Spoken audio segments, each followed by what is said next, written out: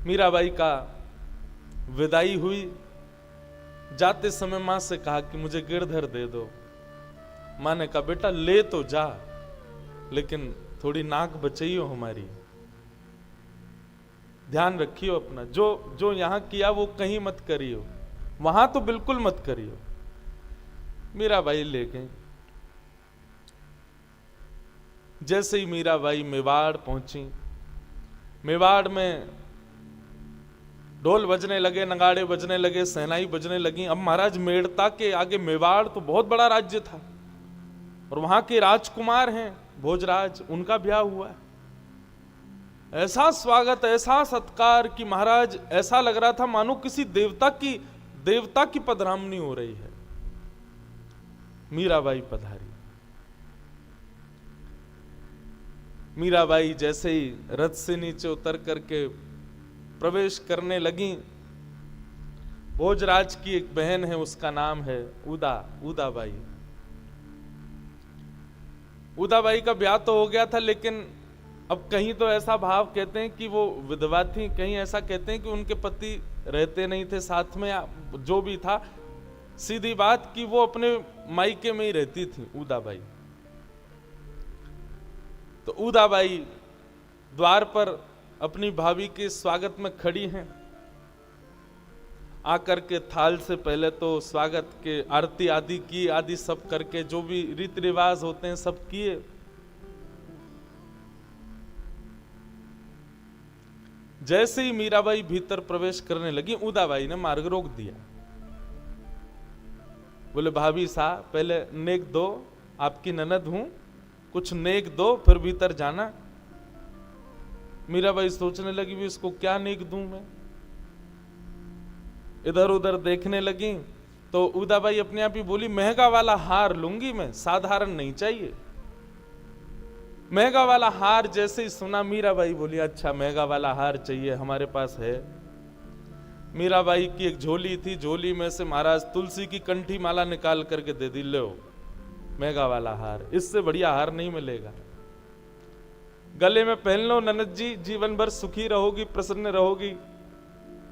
तुलसी जिस अंग का स्पर्श कर लेती है उस पांच भौतिक अधम अंग को भी पवित्र बना देती है। मीराबाई ने तो निकाले और निकाल करके गले में सीधे पहनाने लगी। बोले ननद जी इसको पहन लीजिए, इससे तन पवित्र हो जाता है, भोजन करते हैं तो वह भी शुद्ध हो जाता है, स्नान करते हैं तो इसका स्पर्श करके जल जब पूरे अंग पर जाता है तो ऐसा मानो तुलसी का स्नान, सारे पाप नष्ट हो जाते हैं और विष्णु लोकम सगच्छति, भगवत प्राप्ति हो जाती है, इससे बढ़िया आहार क्या होगा। लो उदाबाई तो वहीं खींच गई। बोले कैसी भाभी आई है हमारी, आते ही भगवत प्राप्ति के लिए गले में फंदा बांध रही है, इससे भगवत प्राप्ति हो जाएगी। खींच गई, चिल्लाने लगी, फेंक दिया मीराबाई के ऊपर ही। बोले मुझे क्या समझती हो तुम, ये लकड़ी का हार पहना रही हो मेरे गले में। अरे मेड़ता से आई हो, मेवाड़ की बन गई हो बहू, अब मेवाड़ों जैसी रहा करो। तुम्हारे यहां पहनते होंगे, हमारे यहां नहीं पहनते सब। राजा भोजराज जी ने मीराबाई से कहा कोई बात नहीं, ऐसा ही स्वभाव है इसका, छोड़ो जाने दो। मीराबाई भीतर पधारी। बंधुओं भक्त के ना मैंने एक चीज अनुभव की है कि जब हम भक्ति के पथ के अनुगामी बनते हैं ना, तो कई बार हम क्या करते हैं, किसी व्यक्ति की वजह से अपने भक्ति के भाव को छोड़ देते हैं। अच्छा आपके यहां ऐसा नहीं चलता तो हम नहीं करेंगे, ऐसा नहीं, आपका भक्ति का भाव है, आप क्यों छोड़ोगे उसको। मीराबाई के आडंबर नहीं है कहीं भी कि इनको प्रिय नहीं लगता, उनको नहीं भाता तो मैं ऐसा नहीं करूं, ऐसा कुछ नहीं था उनके हृदय में। जो लोग मीराबाई को यह समझते हैं कि उन्होंने सारे बंधन तोड़ दिए, सारे नियम तोड़ दिए, गलत बोलते हैं वो लोग। नहीं, मीराबाई कोई ऐसी हटीली थोड़ी थी। मीराबाई की स्थिति अलग है, मीराबाई का स्वभाव और उनकी मनस्थिति अलग हो चुकी है। हम लोग गलत हैं कि हम उनको अपने संग रखे बैठे हैं, संसार में जबरदस्ती घुसा रहे हैं। मीराबाई गलत नहीं थी। कई लोग, आज के लोग मीराबाई का उदाहरण देके कहते हैं, स्वतंत्रता की बात करते हैं, वो कितनी स्वतंत्र थी, हम भी तो हो सकते हैं। अरे मीराबाई का स्वभाव, व्यवहार, बुद्धि, मनस्थिति सब हम लोगों जैसी नहीं है। हम लोगों जैसा व्यक्ति हमारे बीच रह के उल्टा करे तो वो गलत है, लेकिन मीराबाई हमसे परे हैं, हमसे ऊपर हैं, हम उनके योग्य नहीं हैं। इसलिए हमको लगता है कि उन्होंने सारे बंधन तोड़े, नियम तोड़े, आदि आदि जो भी भाव नहीं। बाई जी के चरित्र को पढ़ के ये अनुभव हुआ कि उन्होंने कोई बंधन नहीं तोड़ा, कोई नियम नहीं तोड़ा, कोई कुल मर्यादा नहीं तोड़ी। ये समाज, संसार, कुल उनके योग्य था ही नहीं, इसलिए हमको लगा कि उन्होंने तोड़ा। उन्होंने कुछ नहीं तोड़ा, वो तो अपने भाव में रहती थी। मीराबाई गई, बढ़िया भोजराज का सुंदर भवन कक्ष में जैसे ही पहुंची तो सुंदर ठाकुर जी की एक पाटा लगा करके बढ़िया ठाकुर जी को उसके ऊपर विराजमान कर दिया। आते ही सीधे गिरधर लाल जी विराजमान हो गए। मीराबाई ने मन में विचार किया, बड़ी दूर की यात्रा करके आए हैं, थक गए होंगे, ठाकुर जी के लिए उष्ण जल लेकर के आई। आते ही सारे काम, वो नहीं बहुओं वाले कुछ नहीं, आते ही उष्ण जल लेकर के आई, गर्म जल लेकर के आई, ठाकुर जी को स्नान कराने लगी। ठाकुर जी को स्नान करा करके उनको पहुंचने लगी, अपनी सेवा में लग गई। आते उदाबाई फिर आई कमरे में, भाभी साहब तो आराम हो गया होगा, बहुत देर हो गई आए हुए, नीचे सब प्रतीक्षा कर रहे हैं, राजमाता बुला रही हैं, माता जी आपको बुला रही हैं। मीराबाई बोली, अभी ठाकुर जी बहुत दूर से चल के आए, अभी अभी स्नान हुआ है, अब स्नान करके अब ठाकुर जी को पोशाक धारण कराऊंगी, फिर भोग बनाऊंगी, बना करके फिर भोग लगाऊंगी, लगा करके फिर ठाकुर जी को पौड़ाऊंगी, तब आऊंगी। उदाबाई बोली, आप मेरी मां की आज्ञा की अवहेलना कर रही हो, मेवाड़ की राजमाता की आज्ञा की अवहेलना कर रही हो आप। और ये तुम्हारे संग जो मूर्ति आई है, इसकी ये कौन है, ये क्या है? अरे इसकी बाद में हो जाएगी सेवा। आप अभी अभी आई हैं, कम से कम अपनी सास की इतनी लाज तो रखो, बुला रही है तो चलो, आज्ञा मानो।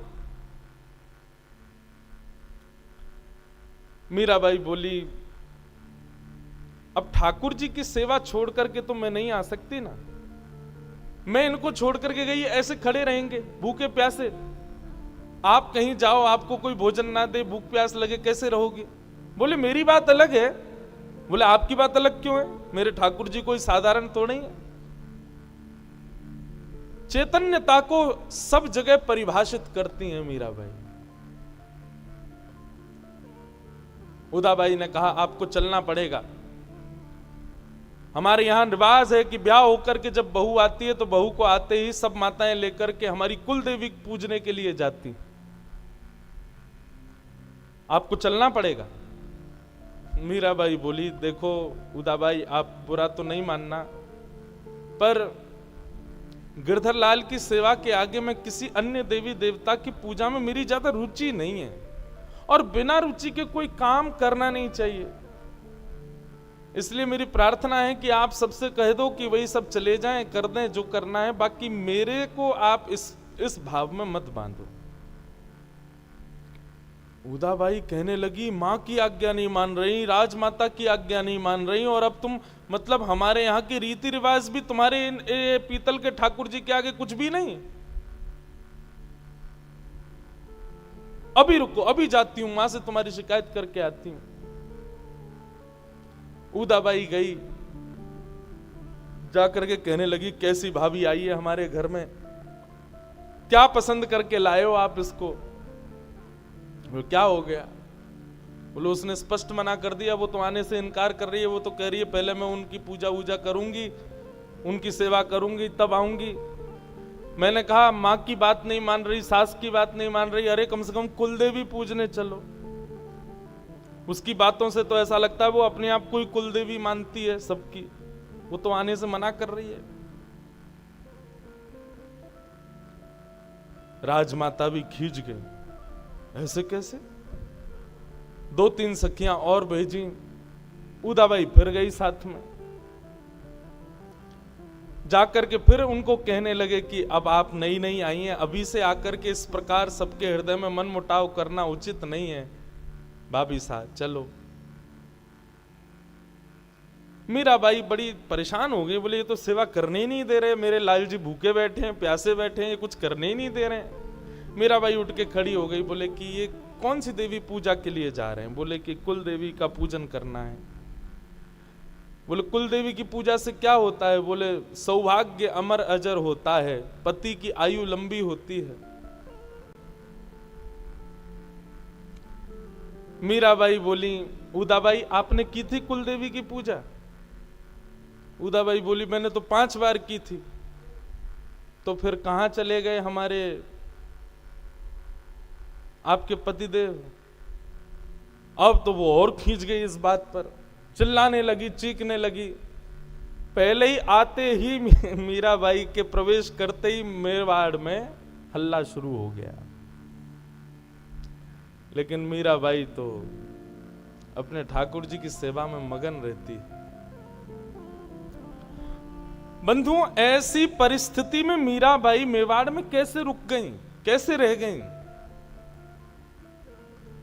इसमें 2 भाव प्रधान हैं। पहली बात तो मीराबाई को देहाभिमान तो है नहीं, उनको देह का अभिमान नहीं है। उनसे कोई कुछ भी कहे, उनको इस बात की कोई चिंता नहीं है। देहाभिमान की शून्यता पहला कारण मीराबाई के टिकने का। और दूसरा कारण भोजराज की सहमति। भोजराज ने पहले ही वचन दिया था कि मैं केवल आपसे ब्याह करके इसलिए ले जा रहा हूं ताकि आपके घर वालों का मुख बंद हो जाए, बाकी हम और आप सदा एक मित्र की भांति रहेंगे, हमारा आपका पति और पत्नी का व्यवहार नहीं चलेगा। ये वचन पहले ही भोजराज दे चुके थे मीराबाई को।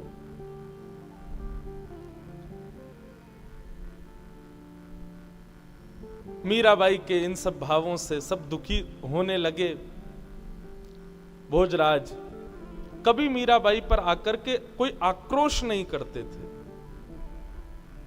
एक दिन आकर के बैठे और बैठ करके मीराबाई से वार्तालाप करने लगे।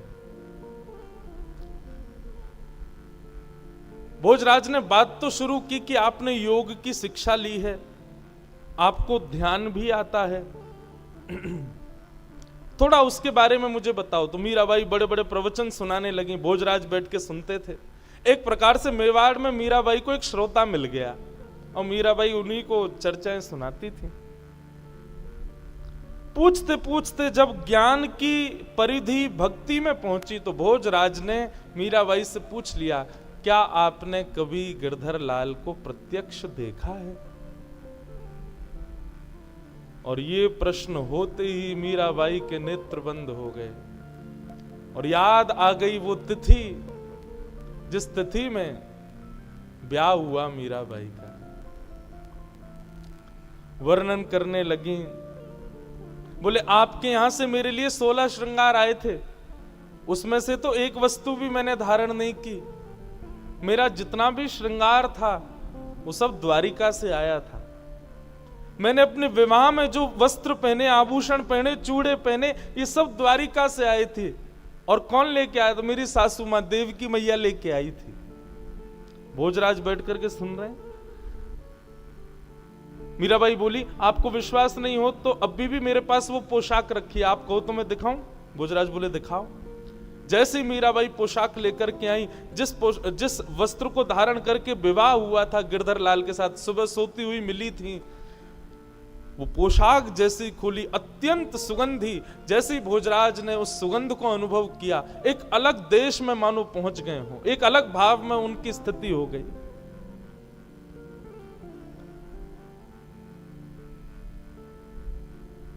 उसमें जड़ी के कार्य, सोने की पट्टियां आदि, वो सब देख करके भोजराज बोले, मुझे नहीं लगता कि इस विश्व में कोई ऐसी पोशाक बना सकता है। बोले वही तो, मुझे स्वयं अपने हाथों से द्वारिकाधीश ने गले में हार पहनाया। भोजराज बोले मैं देख सकता हूं? बोले हाँ, हार जैसे दिखाया तो उस हार में द्वारिकाधीश का एक सुंदर सा चित्र बना हुआ था। ये सब देख करके भोजराज ना चाहते हुए भी, और ना चाहते हुए नहीं, वो चाहते थे, बस उनका विश्वास और दृढ़ होता जा रहा था। ज्यों ज्यों मीराबाई अपनी भक्ति की पराकाष्ठा बताए, भोजराज उतना ही भक्त बनता जाए मीराबाई का।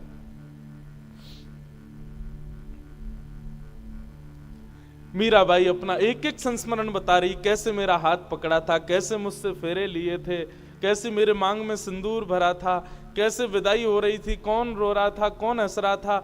और वर्णन करते करते भोजराज ने पूछा, द्वारिकाधीश कैसे दिख रहे थे, जरा वो बताओ ना। मीराबाई ने जैसे ही रूप का वर्णन किया, रूप का वर्णन करते करते करते करते मीराबाई के नेत्रों से अश्रु प्रवाह होने लगा, भगवत स्मृति होने लगी, विरह होने लगा, याद आने लगी गोपाल जी की। और बोलते बोलते, मेरे कन्हैया, मेरो गिरधर, मेरा गिरधर, मेरा गिरधर करते करते मीराबाई वहीं बेहोश हो गई, मूर्छित हो गई। भोजराज जी के सामने हुई ये घटना पहली बार थी, घबरा गए। मीराबाई के साथ कुछ दासियां मेड़ता से आई थीं। भोजराज दौड़े सीधे बाहर, जाकर के उन दासियों को बुलाया। दासियां आई, आकर के मीराबाई को किसी ने उठाया नहीं, जिस अवस्था में जैसी पड़ी पड़ी हैं, बस चारों तरफ बैठ करके मृदंग करताल लेकर के उन्होंने कीर्तन करना शुरू कर दिया। भोजराज देख करके अपने आप पर विश्वास नहीं कर पा रहे थे, ये हो क्या रहा है। और थोड़ी देर का कीर्तन सुनते सुनते मीराबाई सचेत हो गई और चेतना में आकर के बैठ गए। ये सब दृश्य देख करके भोजराज मीराबाई के चरणों में सर रख करके बैठे। मीराबाई असहज हो गई, भाई साहब उठ के खड़ी होगी, क्या कर रहे हैं आप। बोले, मैं आपको मित्र नहीं मान सकता, मैं आपको किसी और रूप में नहीं देख सकता। आप कृपा करने के लिए हमारे जीवन में आई हैं, आप कृपा करने के लिए मेवाड़ की भूमि पर आई हैं। मैं बस आपसे एक ही प्रार्थना करता हूं, एक बार अपना वरद हस्त मेरे सिर पर रख दीजिए।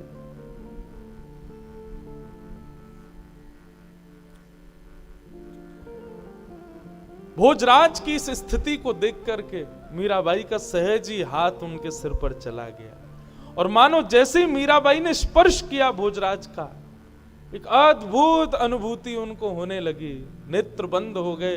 एक वीर योद्धा जिसका भक्ति से दूर दूर तक कोई संपर्क नहीं है, जो केवल देवी पूजा करना, मंदिर में जाकर के केवल आरती आदि करने के बाद अपने अपने युद्ध योद्धाओं की क्रियाओं में लग जाने वाले भोजराज, आज मीराबाई का स्पर्श पाते ही अचेत हो गए। एक अद्भुत अनुभूति उनको होने लगी। ऐसी भोजराज की स्थिति। भोजराज बोले, मुझसे आपकी तरह गाना तो आता नहीं है, आपकी तरह नृत्य तो मैं कर नहीं सकता, फिर भी मैं आपसे प्रार्थना करना चाहता हूं कि मुझे भी कुछ बताइए कि मैं कैसे भक्ति में आगे बढ़ूं। हमारे परिवार में दूर दूर तक ऐसा किसी के हृदय में भाव नहीं है। मैं आपसे प्रार्थना करना चाहता हूं, आप मेरे जीवन में आई हैं, हमारा विवाह संसार के लिए हुआ, लेकिन शायद क्या पता ये संकेत हो, ठाकुर जी चाहते हो कि मैं भी वैष्णव बन जाऊं, कृपा करके मुझे कुछ मार्ग बता दीजिए। मीराबाई बोली, आपको आवश्यकता नहीं नाचने गाने की, बस जो भी करो ठाकुर जी के लिए करो, ठाकुर जी की प्रसन्नता के लिए करो, वो रीझें इस भाव से करो, यही सेवा है। इससे अतिरिक्त आपको और भी कुछ करने की आवश्यकता नहीं है भगवान, आप तो बस इसी भाव के साथ में होने लगो। अच्छा, जो ठाकुर जी को प्रिय लगे वो करो।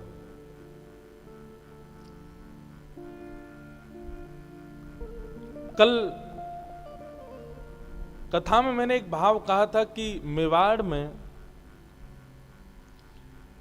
श्रीनाथ जी के विराजने के दो कारण हैं। हमारे श्री गोवर्धन नाथ श्रीनाथ जी आज नाथद द्वार में विराजते हैं उदयपुर के पास। दो कारण हैं, पहली तो भक्तिमती मीराबाई और दूसरी अजब कुमारी। अजब कुमारी का चरित्र भी बहुत सुंदर है। अजब कुमारी एक राजवंशीय नारी थी, कन्या थी। ब्रज यात्रा पर जब गई तो ब्रज में भ्रमण करते हुए जब उन्होंने श्री गोवर्धन में गिरिराज जी का दर्शन किया, श्रीनाथ जी का दर्शन किया, गिरधर लाल का दर्शन किया, दर्शन करने के बाद जब वापस लौट करके अपने स्थान पर गई तो ज्यों ज्यों अपने स्थान के समीप पहुंचे, ठाकुर जी से दूर जाएं, त्यों त्यों उनकी विरह वेदना बढ़े और उनकी विरह वेदना एक ज्वर के रूप में चढ़ती थी। वैद्य आते, बड़े बड़े हकीम आते, लेकिन कोई भी अपनी औषधि से उनके ज्वर को ठीक ना कर पाता। एक दिन उन्होंने अपने परिवार के लोगों से कहा, ये ज्वर औषधियों से ठीक नहीं होगा, ये ज्वर इन सब वैद्यों के, हकीम के क्रियाओं से ठीक नहीं होगा। बोले कैसे ठीक होगा? बोले जब तक मेरे गिरधर लाल मेरे सामने नहीं आएंगे, जब तक मुझे वो दिखेंगे नहीं, तब तक ये ज्वर ठीक नहीं होगा।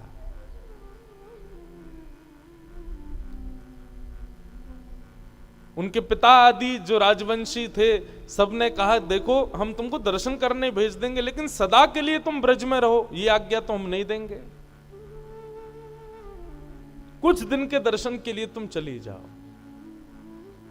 और अजब कुमारी गोवर्धन पधारी और गोवर्धन आकर के वहां ठाकुर जी का दर्शन करती, 8 याम दर्शन करती, 8 बार दर्शन करती ठाकुर जी की, सुबह मंगला से रात्रि शयन तक। और जब दर्शन करने लगी तो ठीक होने लगी। एक दिन उन्होंने सब मंदिर के अधिकारियों से जाके कहा, मुझे मंदिर में कोई सेवा दे दो। आप सब सेवा करते हैं, कोई रसोई घर की, कोई कहीं की, कोई मुझे भी कोई सेवा दो। तो मंदिर के अधिकारी जी ने कहा, देखो भाई सेवा में तो केवल पुरुष आते हैं, तुम देखती हो आरती भी पुरुष ही करते हैं, श्रृंगार भी पुरुष ही करते हैं, रसोई भी पुरुष ही बनाते हैं, सब पुरुष ही करते हैं।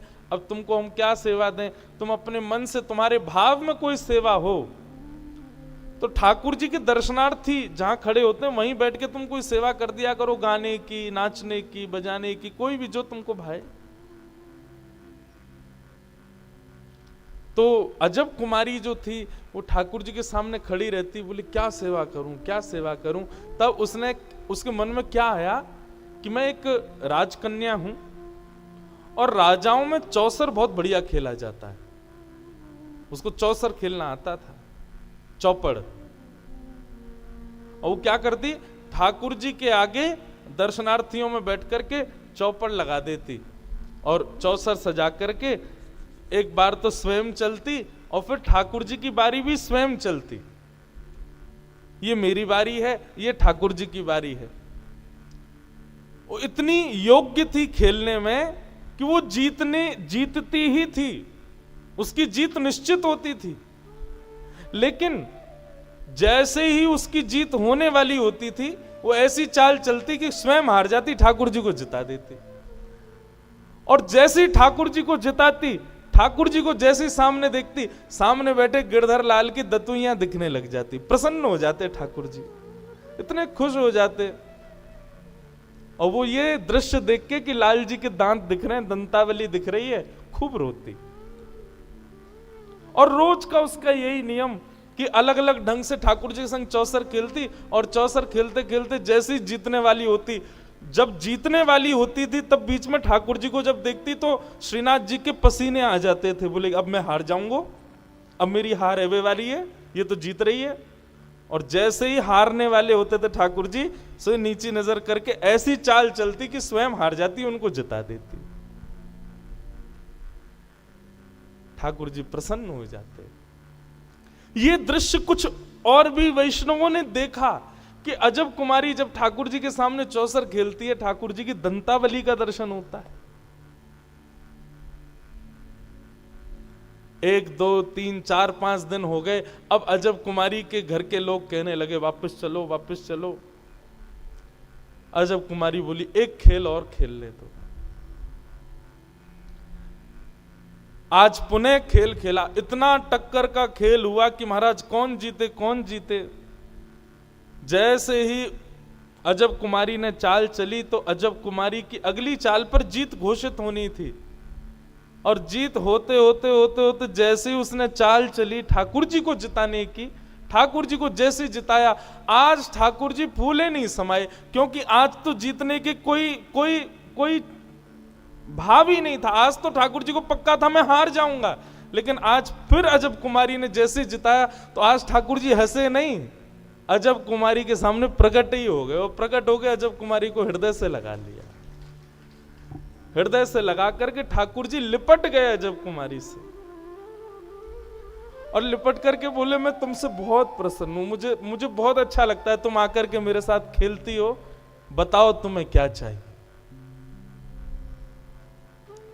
अजब कुमारी ने कहा जो मांगूंगी सो दोगे, वो तुम मांगने में देरी करोगी, मैं देने में देरी नहीं करूंगा। बस यही भाव जान करके अपने हाथ में ठाकुर जी का हाथ लिया और कहा वचन दीजिए कि आप मेवाड़ में विराजेंगे, ताकि मैं रोज आपका दर्शन कर सकूं, मैं आपसे दूर नहीं रह पाऊंगी। अपने अत्यंत प्रिय ब्रज को, जिसको ठाकुर जी एक पल भी विसारते नहीं है, जिसको एक क्षण के लिए भी ठाकुर जी छोड़ते नहीं है। हमारे ब्रज में कहते हैं ठाकुर जी जब मथुरा चले गए तो उद्धव से कहते हैं ऊधो मोहि ब्रज बिसरत नाही, मैं ब्रज को भूल नहीं पा रहा। इतना प्रेम ठाकुर जी ब्रज से करते हैं। अभी 3-4 दिन पहले हमारे द्वारिका के पुजारी जी अहमदाबाद में मिले तो उनका भाव भी था, मैंने भी एक भाव कहा कि मैंने ऐसी कथाएं सुनी हैं कि प्राचीन काल में जब साधन नहीं थे ना, तो कभी कभी द्वारिकाधीश का श्रृंगार बहुत सुंदर हो जाता था। तो जब श्रृंगार बहुत सुंदर होता था ना, तो पुजारी आपस में शर्त लगाते आज ठाकुर जी बहुत सुंदर लग रहे हैं, जरूर कोई ब्रज से आ रहा होगा, इसीलिए इतने सुंदर खड़े हैं ये। आज इतना सुंदर भोग सामग्री बनी, इतने सुंदर श्रृंगार किए, जरूर देखना शाम तक कोई ब्रज से आ रहा होगा, इसीलिए सुंदर लग रहे हैं। और ये बात आज भी अनुभव करते हैं। ब्रज का कोई ब्रजवासी पहुंचता है तो ठाकुर जी अलग ही दिखते हैं उस दिन। जिस ब्रज से इतना स्नेह ठाकुर जी करते हैं, जिस ब्रज में रहना ही ठाकुर जी को, आप सब जानते होंगे हमारे गोवर्धन की शिला को गिरिराज जी से बाहर ले जाना मना है, हमारे गिरिराज जी को कहीं भी बाहर पधराना मना है। क्यों? ब्रज छोड़ करके ठाकुर जी कभी नहीं जाते। लेकिन अजब कुमारी को दिए वचन को पूर्ण करने के लिए मुगलों को ठाकुर जी ने बहाना बनाया, और उसी दिन से लग गए ठाकुर जी निकलने में, और आज भी मेवाड़ की भूमि पर श्रीनाथ जी विराज रहे हैं अजब कुमारी के लिए। कारण दो ही हैं। तीर्थ को तीर्थ भगवान की उपस्थिति नहीं बनाती, तीर्थ को तीर्थ भक्त का भजन बनाता है। या वो तीर्थ डाकोर जी हो, या फिर वो तीर्थ हमारा नाथद्वार मेवाड़ हो। एक वैष्णव के प्रेम ने ही उनको तीर्थ बना दिया। आज जहां लाखों करोड़ों लोग जाकर के अपने पुण्य के भागी बनते हैं, प्रेम के भागी बनते हैं, भक्ति के भागी बनते हैं, ठाकुर जी की उपस्थिति से तीर्थ नहीं है, वैष्णव की वैष्णवता से तीर्थ बनता है।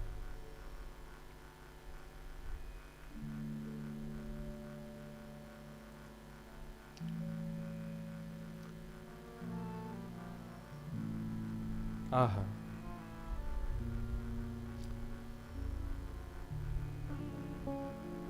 बाई साहब सत्संग करती हैं भोजराज के साथ, और कभी कभी उनको सुंदर सुंदर भाव सुनाती हैं। अब कभी भी बाईसा को ठाकुर जी का अनुभव होता है, और जब भी ठाकुर जी का अनुभव होता है तो भोजराज बैठ करके देखते हैं। एक बार तो बंधुओं होली का समय, अर्धरात्रि का समय, अचानक मीराबाई उठ गईं, उठ करके मेरे गिरधर मारो गिरधर मारो गिरधर करके बोलने लगी। इतने में ही भोजराज अचेत हो गए। देखा उठ करके मीराबाई, क्या हुआ? श्वेत वस्त्र पहने मीराबाई ने, नेत्र बंद हैं, शरीर कांप रहा है, ठंडा पड़ गया है पूरा शरीर, और तभी भोजराज ने क्या देखा कि श्वेत वस्त्र मीराबाई के अचानक कहीं पर गुलाल के छींटे पड़े हैं, अचानक ही कहीं पर केसर की बूंद प्रकट हो रही हैं, अचानक ही कहीं पर चंदन की बूंद प्रकट हो जाती हैं। भोजराज ये सब दृश्य देख करके नतमस्तक हो जाते और कभी कभी तो स्वयं को कोसते, मुझे कब अनुभव होगा इनका, मुझे कब अनुभव होंगे ऐसे। ऐसी अनुभूतियां भोजराज को होने लगी और ज्यों ज्यों ये अनुभूतियां बढ़ने लगी त्यों त्यों भोजराज की भक्ति मीराबाई के चरणों में बढ़ने लगी। अब तो वो इसी भाव से मीराबाई के साथ रहने लगे। एक दिन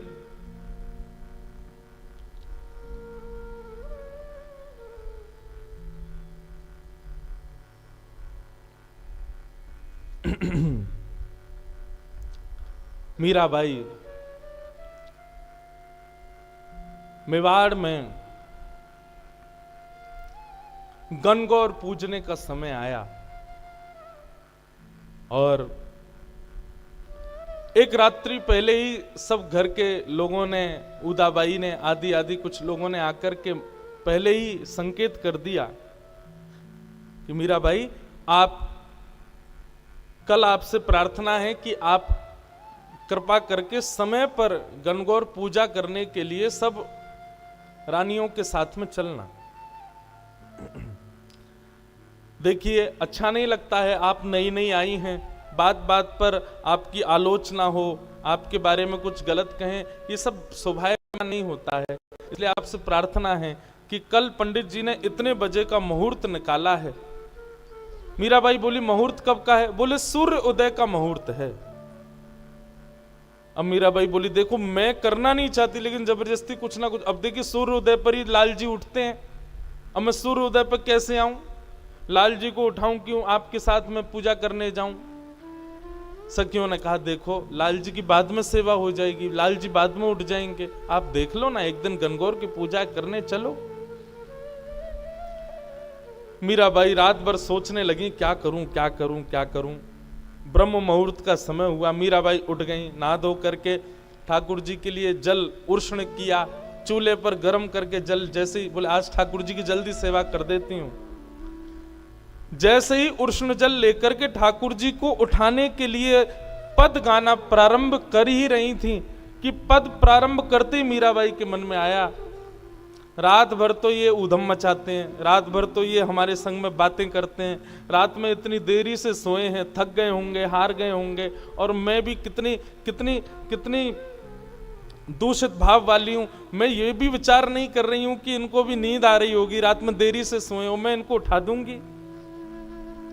और गाते गाते मीराबाई रुक गई, रुक करके बोली नहीं अभी अभी थोड़ी देर पहले ही तो सोए, अभी कैसे उठा दूं। फिर मन में आता है बोली कि नहीं उठाऊंगी, नहीं सेवा करूंगी तो फिर सूर्योदय होगा, मुझे गणगौर के लिए जाना पड़ेगा, वहां जाएंगी, फिर पूजा होगी, फिर नाच गाने होंगे, आदि आदि सब चलेगा, आधा दिन तो उसमें ही निकल जाएगा। फिर सेवा कब करूंगी, आके सेवा करूं तब तक भूखे प्यासे बैठे रहेंगे बेचारे। अब मीराबाई संकट में पड़ गई, क्या करूं, जाऊं नहीं जाऊं, सेवा करूं नहीं करूं। जप करने लगी, बैठे बैठे जप करते करते करते इतने में सूर्योदय का समय हो गया, और सूर्योदय का समय होते ही मीराबाई ने पद गाया, ठाकुर जी को उठाने का पद आया, ठाकुर जी को उठाया,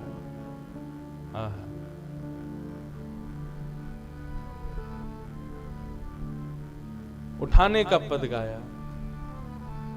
मोहन जागिए बलि जई है, लाला जाग रे बलि जई,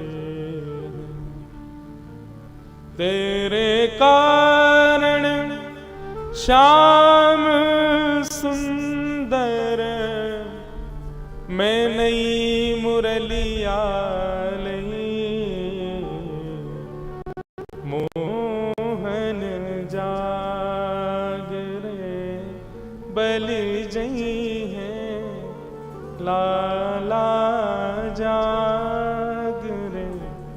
बैली जई।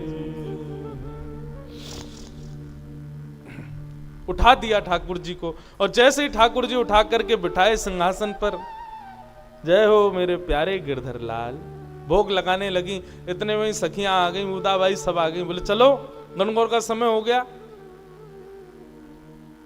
मीराबाई बोली देखो आप लोग कर लो जाके पूजा, जो भी आपको करना है वो सब आप कर लीजिए, अब मेरी सेवा का समय है, मैं सेवा से निवृत्त हो जाऊंगी तब आऊंगी।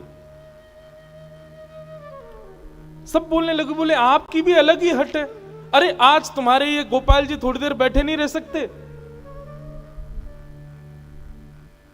मीराबाई सबको यही समझाती है, बोले ये कोई साधारण सामान्य इनको धातु क्यों बोलते हो आप लोग, ये उनके उठने का समय, स्नान का समय, भोग का समय, मैं वही तो करूंगी। और आपको ज्यादा ही गणगौर पूजने की वो भाव है, आप लोग जाइए जाकर के पूज लीजिए, मैं सेवा से निवृत्त होकर मैं पूज लूंगी, पूजने को मना नहीं है, पर अभी तो मैं सेवा करूं। बोली असमय में पूजने से अपशगुन होता है। मीराबाई बोली आप लोग समय पे पूज लीजिए, आपका सगुन हो जाएगा, अपशगुन मेरा होगा, मैं सह लूंगी। उदाबाई ने कहा अपशगुन पे पूजने जाओगी, तुम्हारा अपशगुन नहीं होगा, तुम्हारे बींद यानी कि हमारे भैया का अपशगुन होगा, उनके जीवन पर अकाल पड़ेगा, उनके जीवन के साथ खिलवाड़ होगा। गलत समय पर पूजा करने से पति के जीवन का ह्रास होता है। मीराबाई बोली लो कर लो बात, यहां पर भी मेरी बात ही सिद्ध होगी। क्यों? क्योंकि मेरे पति तो अजर अमर हैं, उन पर काल का प्रभाव नहीं होता, काल उनके वश में रहता है, काल का प्रभाव उनके ऊपर नहीं होता।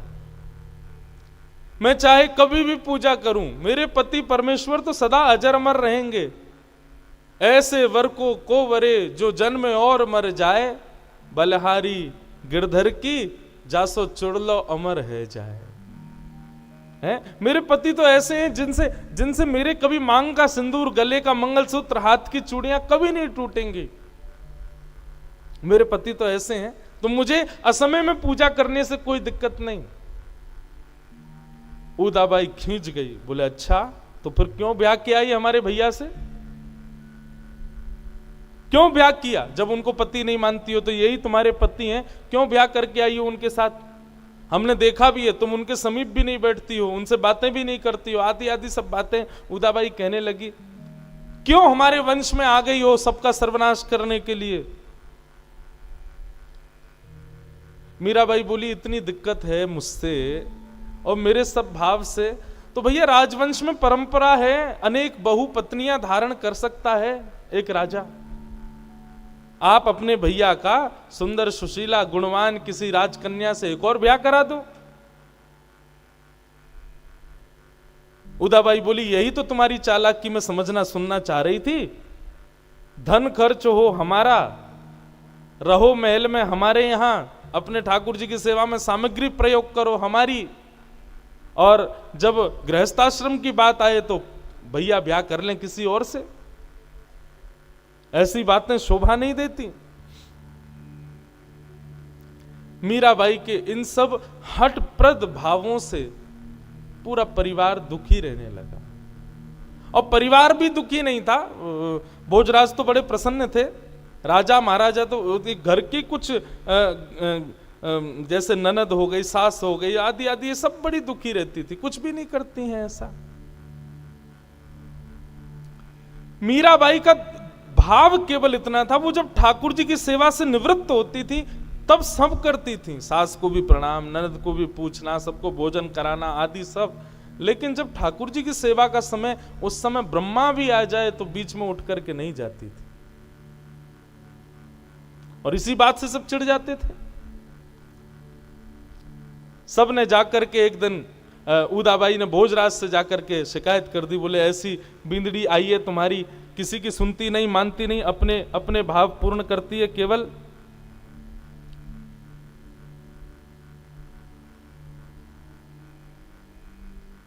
भोजराज ने अपनी बहन को ही समझाया, बोले बहन हम लोग राजा आदमी हैं, हम लोगों को लड़ाई करना, झगड़ा करना, धन अर्जित करना, रत्न बनाना, इन्हीं से ही फुर्सत नहीं है। भक्त लोगों की भाषा हमको समझ में नहीं आएगी। मीरा भक्त है, वैष्णव है, उसके भक्ति भाव में उसको लगे रहने दो। हमारे तुम्हारे विषय से परे है उसके भाव। इसलिए बहन मैं भी कहूंगा कि तुम भी ज्यादा मत पढ़ा करो, उसको करने दिया करो जो उसका भाव हो। उदाबाई बोली खुद हमारे पति की भी बुद्धि पर कुछ टोना कर दिया इसने, हमारे भैया की बुद्धि पर भी कुछ टोना कर दिया, वे भी कुछ नहीं समझ रहे बात को।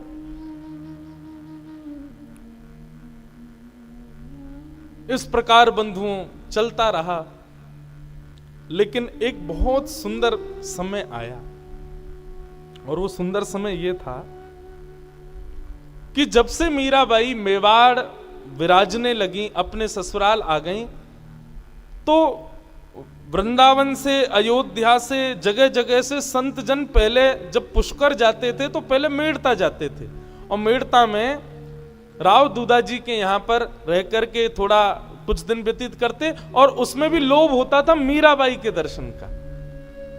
मीराबाई का दर्शन करते और दर्शन करने के बाद फिर पुष्कर जाते थे। लेकिन अब मेड़ता में संतों की जमात आनी बंद हो गई। क्यों? मीराबाई तो है नहीं। लेकिन कुछ संतों को बड़ी व्याकुलता हुई मीराबाई के दर्शन की, तो वे सब मेवाड़ पहुंच गए। अब मेवाड़ में एक संत, दो संत, 10 संत आवे तब तक तो ठीक था, लेकिन अब तो जमात की जमात 100-100 संत मेवाड़ आने लगे।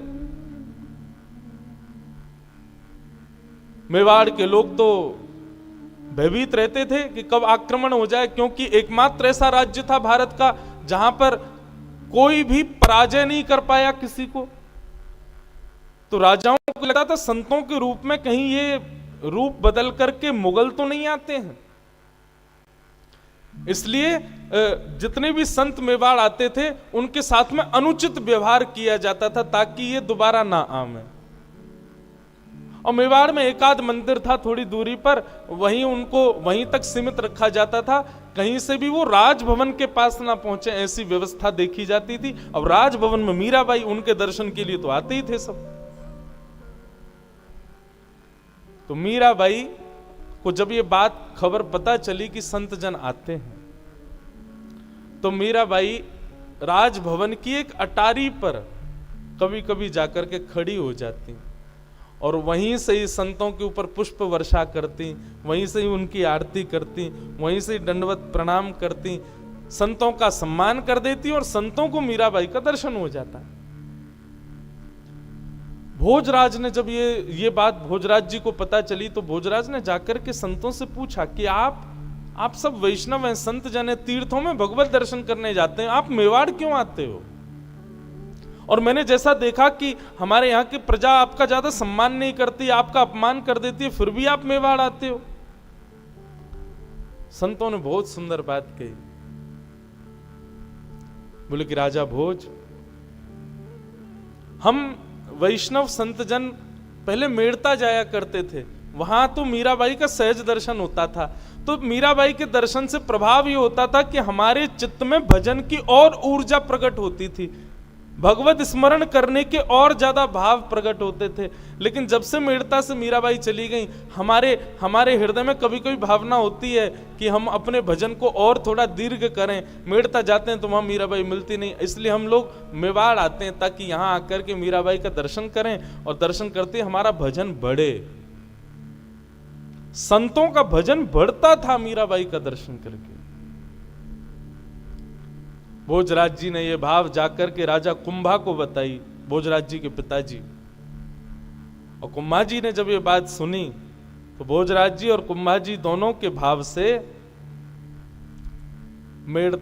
मेवाड़ में एक मंदिर बनाया गया, राजभवन से थोड़ी दूरी पर। और मंदिर बना करके संतों के लिए विशेष उपस्थिति वहां हो, संतों की व्यवस्था हो, संतों का आगमन होता रहे, ऐसा भाव वहां पर व्यवस्थित किया। अब तो मेवाड़ में भी सत्संग शुरू हो गए, मेवाड़ में भी संतों का आना शुरू, कथाएं प्रवचन होना शुरू हो गया। लेकिन संत जन तो प्रतीक्षा करते थे कि मीराबाई आवे, उनके दर्शन हो। अब मेवाड़ में तो राजकन्या बाहर नहीं जाती, राजा की पत्नी बाहर नहीं जाती, तो भोजराज जी ने उसकी भी व्यवस्था की कि सुबह शाम थोड़ी थोड़ी देर के लिए मीराबाई वहां जाने लगी, तो संतों को भी दर्शन होने लगे। तो जो भोजराज जी की पहले से मनस्थिति थी कि मेवाड़ में संतों का आगमन हो, मेवाड़ भी भक्तिमय भूमि बने, वो अब बनने लगी थी। एक मंदिर का निर्माण हो चुका था। मीराबाई समय समय पर वहां जाती और जाकर के संतों के बीच में आनंद करती थी। इस प्रकार सब चल ही रहा था कि तीज का दिन आया, और तीज के दिन सब लोग अपने अपनी व्यवस्थाओं अनुसार जैसा उत्सव मनाना चाहिए सब लोग कर रहे थे। मीराबाई अपने ठाकुर जी की सेवा कर रही थी, और सेवा करते करते करते करते ठाकुर जी प्रत्यक्ष प्रकट हो गए मीराबाई के सामने। जैसे ही प्रत्यक्ष प्रकट हुए, अब तो आते ही थे ठाकुर जी, कभी कभी अनुभव किया कराया करते थे, परंतु विवाह के पश्चात आज ठाकुर जी का आगमन जब हुआ, मीराबाई तो व्याकुल हो गई, नाचने लगी, गाने लगी, सखियों से कहने लगी मंगल वाद्य बजाओ, आनंद करो सब लोग। सब जगह आनंद की लहर मीराबाई के पूरे भवन में होने लगी।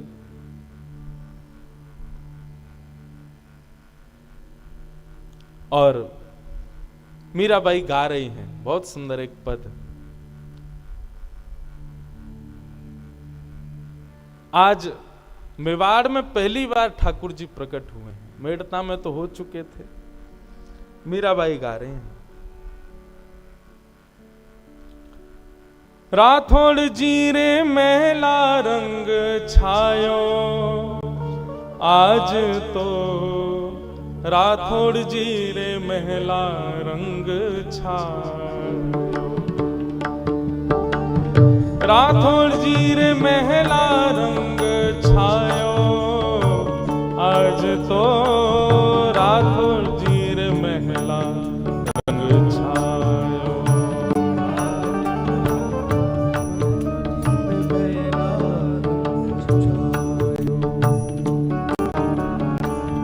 आज तो मेड़ती जी रे महला रंग छायो, आज तो राठौड़ जी रे महला रंग छायो, आज तो मेड़ती जी रे महला रंग छायो, आज तो राठौड़ जी रे महला रंग छायो।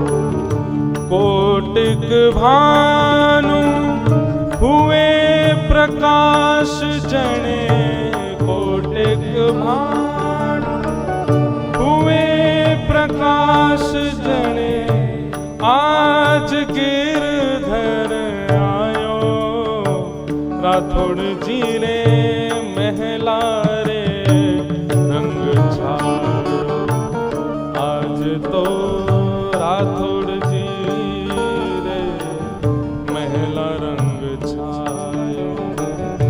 सुर नर मुनि जन ध्यान धरत हैं, सुर नर मुनि जन ध्यान धरत हैं, वेद पुराणन गायो, वेद पुराणन गायो। हे प्रभु गिरधर नागर, मीरा के प्रभु गिरधर नागर, घर बैठा पिय पायो, घर बैठा पिय पायो, आज तो राठौड़ जी रे महला रंग छायो, राठौड़ जी रे महला रंग छायो। हाँ, घर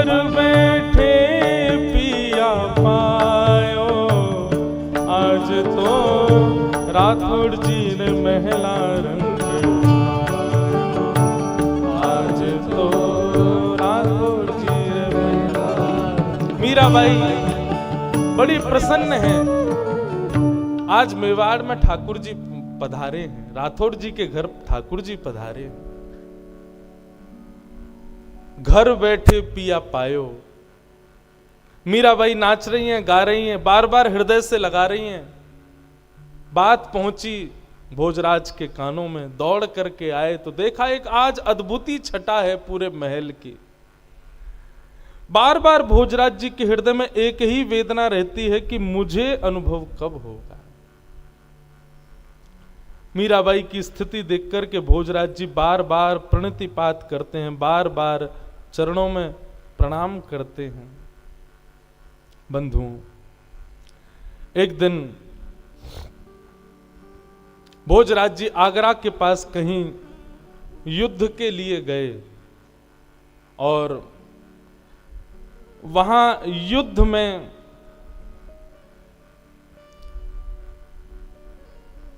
बहुत गहरी चोट लगने की वजह से भोजराज जी जख्मी हो गए।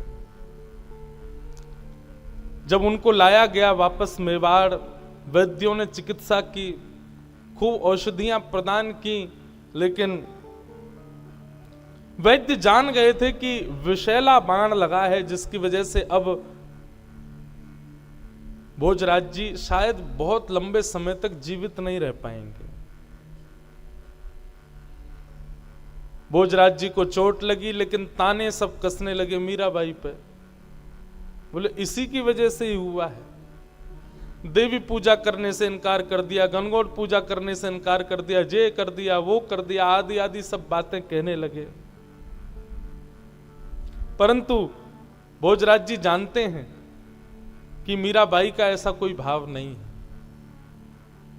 आज भोजराज जी अपने पूरे तन पर औषधियों का लेप लगाए शयन कक्ष में पौड़े हैं।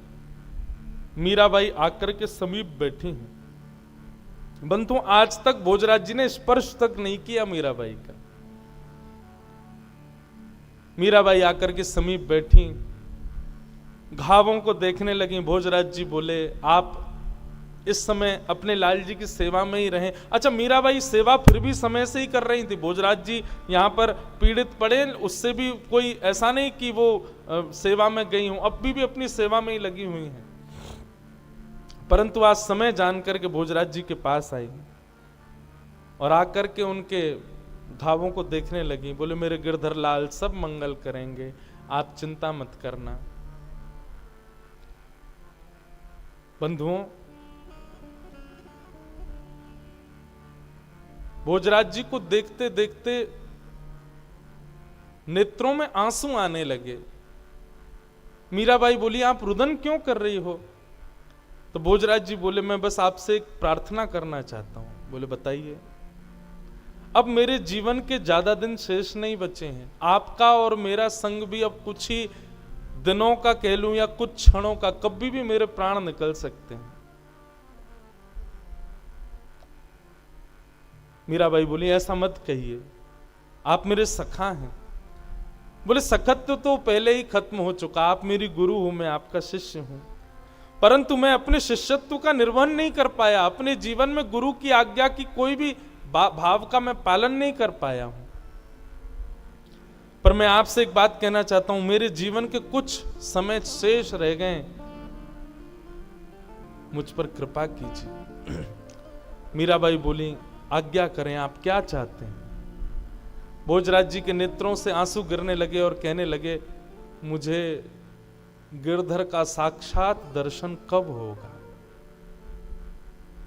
मुझे उनका साक्षात दर्शन कब होगा? अगर मुझे दर्शन नहीं हुआ और मैंने प्राण त्याग दिए तो मुझे लगेगा कि मैंने आपसे विवाह क्यों किया, क्यों लेके आया आपको मेड़ता से मेवाड़। मेरा आपका विवाह इस शर्त पर हुआ था कि सबके मुंह बंद हो जाएंगे, सब जो आपके पीछे पड़े हैं, और आपके पक्ष में तो ऐसा हो जाएगा कि सब कहना बंद कर देंगे, और मेरे पक्ष में ऐसा होगा कि मेवाड़ में भक्ति प्रकट होगी, मेवाड़ में संतों का आगमन होगा। भक्ति प्रकट हो गई, संतों का आगमन भी हो गया, लेकिन मुझे भगवत दर्शन नहीं हुआ।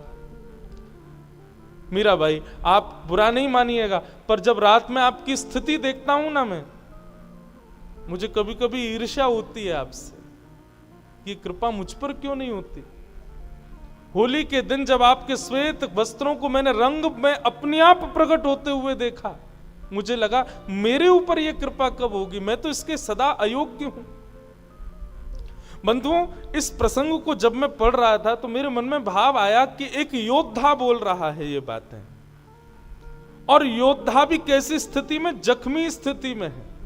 उसके अपने जख्म का कोई पीड़ा नहीं है, उसको कहीं से हार के आया हूं ऐसा भाव नहीं है, उसको तब भी यही चिंता है कि मुझे भगवत दर्शन नहीं हुआ। यही है भक्त के संग का प्रभाव, उसकी एक ही चिंता है कि मुझे ठाकुर जी क्यों नहीं मिले।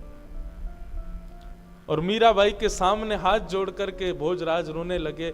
मैं आपसे प्रार्थना करता हूं, अपने लाल जी को बोलो ना, मुझे एक बार मृत्यु से पहले मुझे दर्शन करा दे।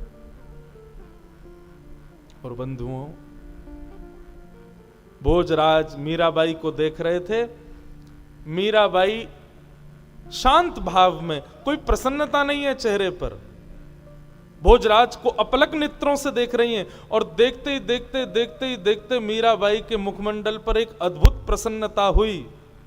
और अद्भुत प्रसन्नता प्रकट होते ही मीराबाई के रूप मानो अनंत चंद्रमा मुख पर प्रकट हो गया हो, और प्रकट होते ही क्या देखा कि मीराबाई नहीं है, त्रिभंग ललित श्याम सुंदर सामने खड़े हुए। मीराबाई के स्थान पर स्वयं ठाकुर जी बैठे हुए। भोजराज के सिर पर हाथ फेरते हुए कहा, राजा भोज, क्यों परेशान होता है? तू मीरा के साथ थोड़ी रहता है, तू मीरा के पास थोड़ी बैठता है, तू मीरा को प्रणाम थोड़ी करता है, तू मीरा को थोड़ी देखता है, तू मीरा के रूप में मेरा ही दर्शन करता है। मैं मेवाड़ आया ही मीरा के रूप में तुझ पर कृपा करने के लिए था। और ये दर्शन करके भोजराज का हाथ कंपित होने लगा। क्या समझ में आया बंधुओं? 4 प्रकार की मुक्ति होती हैं, उसमें एक सायुज्य मुक्ति, सामिप्य मुक्ति, साक्त्य मुक्ति, और एक एकाकार रूप मुक्ति। एक मुक्ति का रूप होता है जिसमें भक्त और भगवान विलग्न एक ही हो जाते हैं। मीराबाई उस स्थिति में आ चुकी थी, और आज राजा भोज ने उस रूप का दर्शन कर लिया।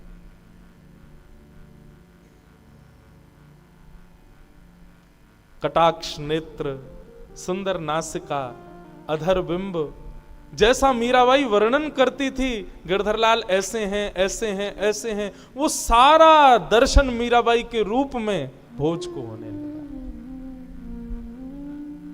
भगवान, मुझसे कोई अपराध तो नहीं बनाना।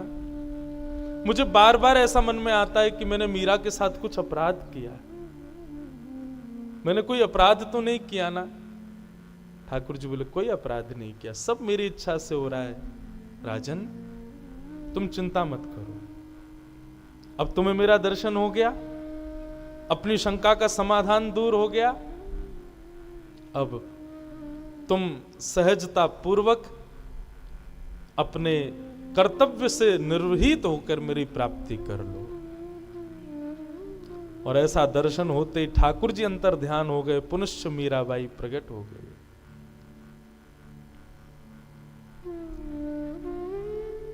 मीराबाई को नहीं पता था क्या हुआ। बोले, आप रो क्यों रहे हैं? आप ऐसे प्रसन्न मुद्रा में क्यों हैं? क्या हुआ? कुछ हुआ क्या? भोज बोले, नहीं नहीं, कुछ नहीं हुआ देवी। रोंगटे खड़े हो रहे हैं, पीड़ा दूर हो गई है, अब तो दर्शन हो गया भगवत, अब तो प्रतीक्षा चल रही है।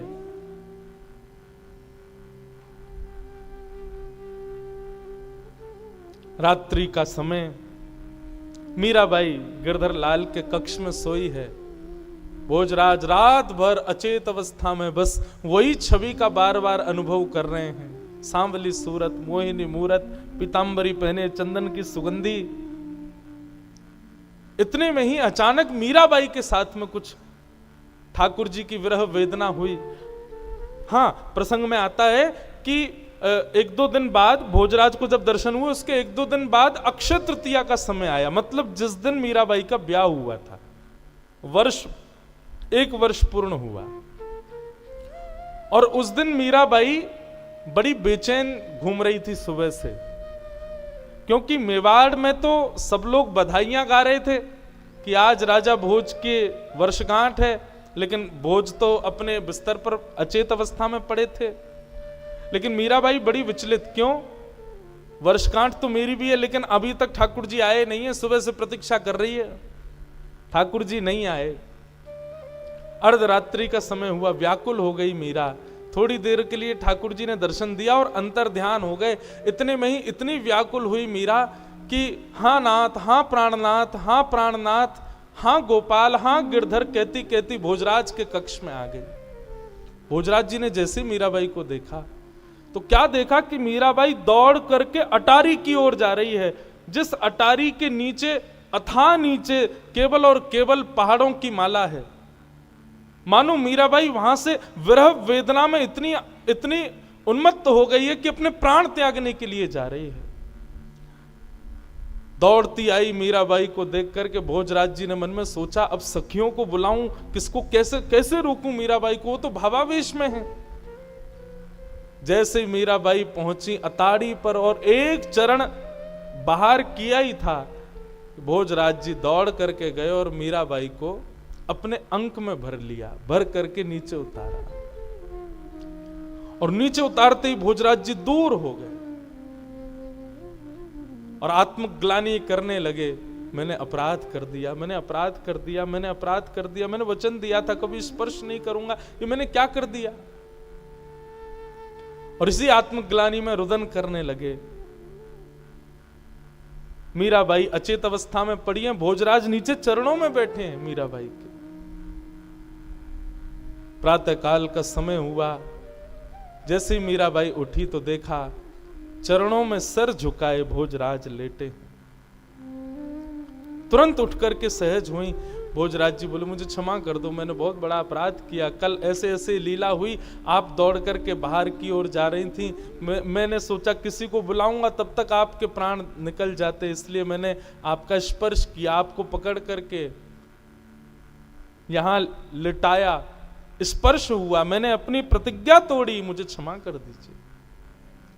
मीराबाई बोली, आपने मेरे प्राणों की रक्षा की, और प्राणों की रक्षा करने में यदि प्रतिज्ञा को सर्वोपरि माना जाए तो अपराध है, पर प्राणों की रक्षा के लिए अगर प्रतिज्ञा तोड़ दी जाए तो उसमें कोई अपराध नहीं। आप चिंतित मत हो। भोजराज जी जब से मीराबाई का स्पर्श उनको प्राप्त हुआ, तब से उनको ठाकुर जी अब सहज दिखने लगे। मतलब मानो ये लीला हुई ही इसीलिए थी कि भोजराज का अंतिम समय समीप आए और उसके चित्त में मेरी स्मृति बने, उसके लिए मीरा का स्पर्श आवश्यक है। अब तो भोजराज जी नेत्र बंद करते हैं और उनको श्याम सुंदरी दिखते हैं।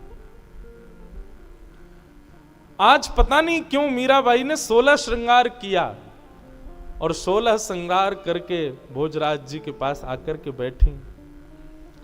भोजराज जी मीराबाई को देखने लगे, कभी तो मीरा दिखें, कभी श्याम सुंदर दिखें, मीरा दिखें, श्याम सुंदर दिखें। और दिखते देखते देखते भोजराज जी ने हाथ जोड़ लिए, मीरा गोपाल, मीरा गोपाल, मीरा गोपाल, मीरा गोपाल, मीरा गोपाल।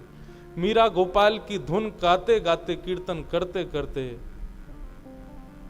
भोजराज जी के प्राण निकल गए। पूरे मेवाड़ में मानो जैसे पहाड़ टूट पड़ा हो संकट का।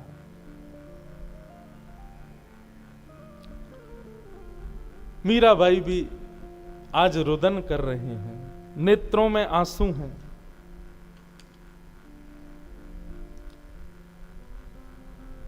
क्यों? एक सत्संगी मित्र चला गया छोड़ करके। परिवार के जनों ने आकर के फिर मीराबाई को ही कोसा। 16 श्रृंगार करके बैठी है, पति के प्राण निकल गए, यहां तू सज धज करके बैठी है। चंदन की लकड़ियों पर चिता लगाई और राजा भोज को अंतिम क्रिया उनकी की गई। मीराबाई एक दिन तक तो शोक मनाती रहीं, परंतु अगले दिन स्नान करके मानो जैसे सूतक से निवृत्त होकर के लग गई ठाकुर जी की सेवा में पुनश्च। विचार करो बंधुओं, भक्ति की स्थिति, भक्ति की पराकाष्ठा किस स्तर की है मीराबाई की। हमारे साथ में एक अनुचित क्रिया हो तो हम अपने भाव और अपने नियम और अपनी जो रोज की हमारी दिनचर्या है उसमें कटौती करने लगते हैं, और संभव भी नहीं कि हम उस समय कर पाए निर्वहन उस भाव का।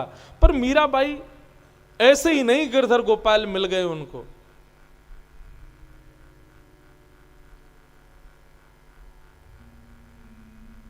जिस स्थिति में वो हैं, जिस भाव में वो रहती हैं, वो साधारण नहीं है।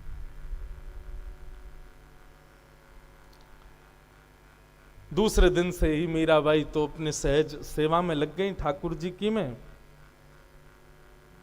और अब महाराज कुंभा भी चल बसे थे, तो मेवाड़ की राज्य गद्दी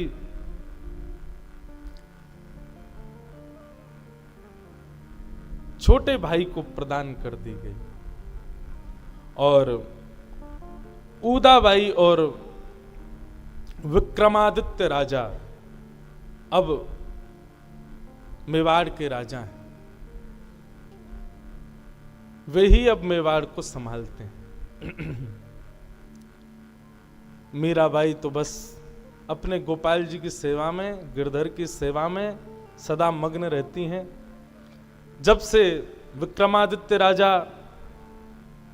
राजा बने मेवाड़ के, मीराबाई के जाकर के उन्होंने कई सारी प्रतिबंध लगा दिए कि अब आपका मंदिर जाना बंद, वहां नाचना गाना बंद। हमारे पहले भाई को ले गई, हमारे पिताजी भी चले गए, हमारे पूरे कुल खानदान को आपने सर्वनाश कर दिया। आपको जो करना है महल के भीतर रह करके करिए, अब आप बाहर आना जाना बंद कर दीजिए। मीराबाई बोली, मुझे रोक लो, मेरे ठाकुर जी को थोड़ी रोक पाओगे। ठाकुर जी तो खूब आएंगे, खूब जाएंगे, वे तो खूब कृपा करेंगे, मुझे कोई आवश्यकता नहीं बाहर जाने की, मेरे तो ठाकुर जी भीतर ही आ जाएंगे। और मीराबाई लगी अपने ठाकुर जी की सेवा। ज्यों ज्यों संकट बढ़ते जा रहे हैं, त्यों त्यों मीराबाई की भक्ति और पुष्ट होती जा रही है।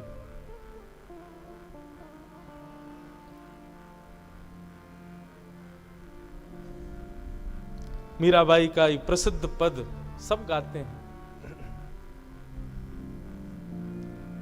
मेरे तो गिरधर गोपाल। कोई आकर के कहता, हे मीराबाई, आपको कभी स्मृति नहीं होती भोजराज की? अच्छा, इस बीच में बंधुओं एक बात और हुई कि मीराबाई की जन्मदात्री मां के भी प्राण निकल गए। मीराबाई ने उस दिन भी केवल जन्मदात्री मां को याद किया, खूब रोई, लाल जी से बोली, मेरी मैया को सदगति देना। मेरे सुख के लिए बहुत विचार करती थी, मैं खुश रहूं, मैं प्रसन्न रहूं, ऐसा भाव करती थी। और तो और मुझे मेरे बींद से मिलाने वाली मेरी मैया ही तो थी। पहली बार उन्होंने ही तो बताया था कि तुम मेरे पति हो, इसलिए मेरी मां पर कृपा करना। ये सब स्थितियां देख करके कोई सामान्य व्यक्ति पागल ही समझता था मीराबाई को।